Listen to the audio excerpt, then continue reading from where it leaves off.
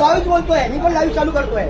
तुम्ही तुमच्या इंग्लिश मध्ये व्हॉट्सअप काय वापरता? मी फक्त त्यांना बाराखडी पुरी आई उ ए आई ओ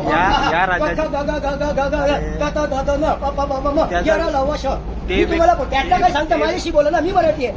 काय बोललो? तुमच्या शिक्षणामध्ये जर मराठी असेल आणि तुम्हाला मराठी शिवाय दुसरं काही येत नाही, बांधिलकी आहे. मी काय सांगतो, तुम्ही नकोता मुद्दा घेऊन इथे नका. अरे तो माझा मुद्दा करताय. तुम्हाला जर खरोखर व्यथा असेल तर तुम्ही माझ्याकडे मांडली पाहिजे. अरे बाबा, डायरेक्ट कसं काय बोलता? जो व्यक्ती माझ्याकडे आला, मी त्याच्याशी मराठी माझ्यावर क्रिएटिंग न्यूज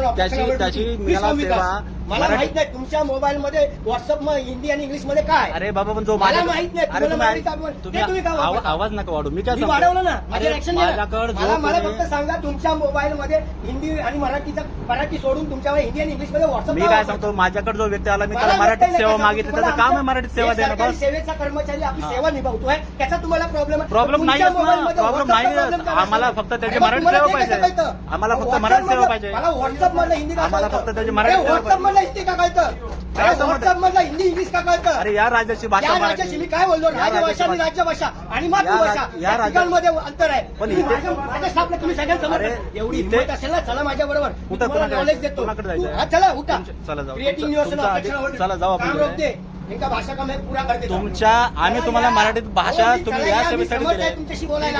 तुमच्या मोबाईल मधलं व्हॉट्सअप का हिंदी मध्ये ते सांगा मला. ते विषय नाही. तुम्ही महाराष्ट्र राज्यात तुम्ही काम करताय, आम्हाला मराठीत भाषा पाहिजे, मराठीत सेवा द्या.